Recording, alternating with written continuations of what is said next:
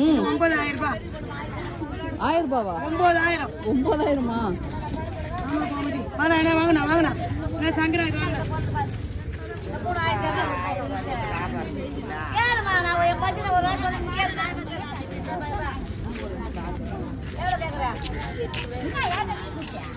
என்னடா சொல்றடா? கேளுமா கேளுமா. காசு போட போறல என்னம்மா?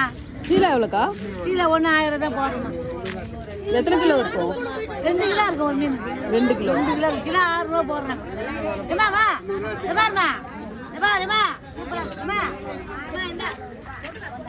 போடா.